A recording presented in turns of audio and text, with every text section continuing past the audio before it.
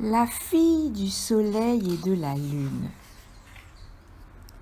Yatumba était le plus beau jeune homme de sa tribu et son père lui disait vainement : « Il est grand temps, mon fils, que tu prennes une épouse. Notre tribu ne manque pas de jolies jeunes filles.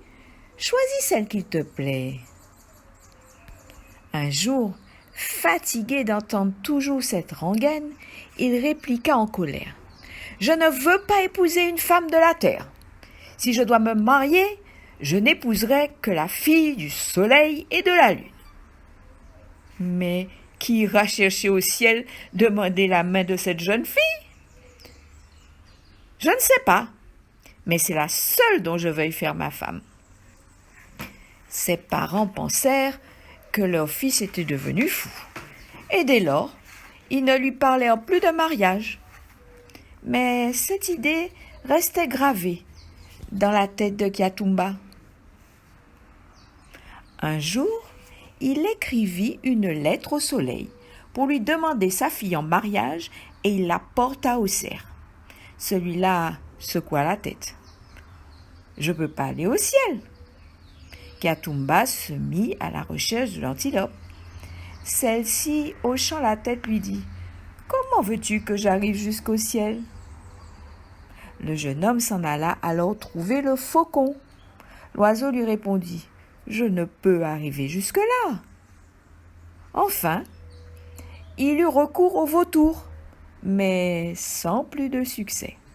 « Certes, je peux voler très haut, dit l'oiseau, mais je ne puis atteindre les cieux. » Alors, Kyatumba, résigné, enferma sa lettre dans un coffret de santal et songea que sans doute il ne se marierait jamais. Mais il faut vous dire que les esclaves du soleil et de la lune venaient puiser de l'eau sur la terre et que la grenouille les avait vus plus d'une fois. Un jour, elle entendit parler du beau Kyatumba qui voulait épouser la fille du soleil et de la lune. La grenouille, dont la curiosité était éveillée, alla trouver le jeune homme. « Tu as écrit une lettre pour demander en mariage la fille du soleil, lui dit-elle. « Bien sûr, mais je ne trouve personne pour la porter jusqu'au ciel. »« Veux-tu que je m'en charge ? » ?»« Mais comment pourrais-tu aller jusque-là, où les oiseaux eux-mêmes ne peuvent parvenir ? » ?»« Ne t'en préoccupe pas, » répondit la grenouille qui semblait sûre d'elle. N'ayant personne d'autre à qui se fier, Kyatumba remit la lettre à la grenouille tout en lui disant d'un ton menaçant : « Si tu ne réussis pas à atteindre le ciel, je t'infligerai une punition que tu n'oublieras jamais. » Mais la grenouille ne daigna même pas répondre. Elle se dirigea vers la fontaine où les esclaves du soleil venaient puiser l'eau. Saisissant la lettre dans sa bouche, elle sauta au fond de la fontaine. Peu après, les esclaves arrivèrent et plongèrent leurs jarres dans l'eau limpide. La grenouille sauta prestement dans l'une d'elles. Dès qu'elles furent pleines, les esclaves les retirèrent de l'eau et les montèrent au ciel. Elles déposèrent leurs vases dans une salle au milieu de laquelle se trouvait une grande table ronde. La grenouille sauta de la jarre, posa la lettre de Kyatumba sur la table, puis se cacha dans le coin le plus sombre de la chambre. Bientôt, le soleil arriva et remarqua immédiatement la lettre. « D'où vient cette missive ? » demanda-t-il aux esclaves. « Maître, nous l'ignorons, » répondirent-elles franchement. Le soleil ouvrit la lettre et lut : « Kyatumba, homme d'Afrique, se prosterne devant le soleil et son épouse vénérée et leur demande humblement la main de leur fille. » Le soleil resta muet de stupéfaction et se mit à penser : « Mais ce Kyatumba vit sur terre, tandis que j'habite le ciel. Qui a donc pu apporter cette lettre jusqu'ici ?» Mais il ne souffla mot et remit la lettre sur la table. Cependant, les esclaves s'apprêtaient à redescendre sur la terre. La grenouille sauta dans un vase vide, et quand celui-ci fut à nouveau plongé dans la fontaine, elle en sortit et se cacha dans l'eau profonde. À peine les esclaves se furent-elles éloignés que la grenouille quitta la fontaine et se rendit au village. Kiatumba l'accueillit assez froidement. « Qu'as-tu fait de ma lettre ? Je l'ai remise au soleil. »« Et pourquoi ne m'a-t-il pas répondu ? Je l'ignore. Mais si tu veux faire une nouvelle lettre, je retournerai la porter. » Le jeune homme suivit le conseil de la grenouille et écrivit. « J'ai eu l'honneur de vous demander la main de votre fille, mais vous n'avez pas daigné m'honorer d'une réponse. Je vous renouvelle ma demande et espère cette fois obtenir votre consentement. » La grenouille apporta la lettre, parvint au ciel dans une jarre et, comme elle l'avait fait précédemment, déposa la lettre sur la table et se cacha. Le soleil pénétra dans la pièce, vit la missive et la lut. Puis il appela ses esclaves et leur dit : « Jeune fille qui allait puiser de l'eau dans la terre, sur la terre, est-ce que c'est vous qui avez apporté cette lettre ? » « Nous n'y sommes pour rien, » répondirent-elles en chœur. Le soleil demeura pensif un long moment. Puis il écrivit sur une belle feuille de papier : « Inconnu qui désire épouser ma fille, lis attentivement ma réponse. Je donne mon consentement à ce mariage, mais à condition que tu viennes toi-même apporter un cadeau à ta fiancée. » Il plaça la feuille sur la table et s'en fut. La grenouille sortit alors de la cachette, prit la lettre, sauta dans une jarre vide et retourna sur terre de la même façon qu'elle était venue.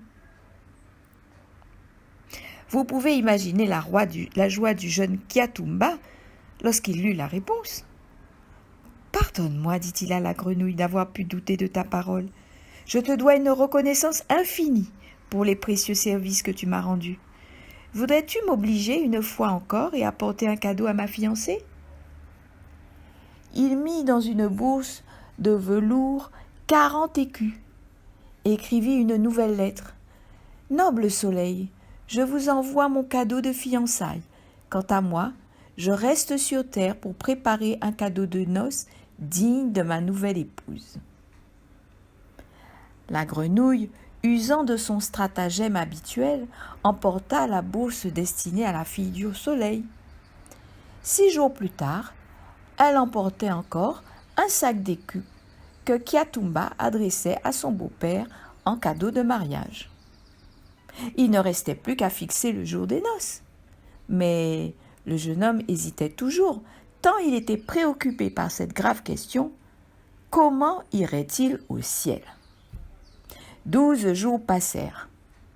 Enfin, il se confia à la grenouille. « J'ai hâte de me marier, dit-il. Mais qui ira au ciel chercher ma fiancée ? » « Tu as tort de t'inquiéter, lui répondit-elle. Je peux facilement aller au ciel et je trouverai bien le moyen de ramener sur terre ta future épouse. » Mais Kiatumba hocha douloureusement la tête. « Je ne doute pas de ta volonté. Tu as réussi à emporter mes lettres et mes cadeaux. Mais comment parviendras-tu à faire descendre sur terre la fille du soleil ? » « Rassure-toi, répondit la grenouille. Je m'acquitterai aussi bien de cette mission que des précédentes. Et elle partit une fois encore. Elle se cacha au plus profond de la fontaine, attendant patiemment que les esclaves du soleil viennent puiser de l'eau.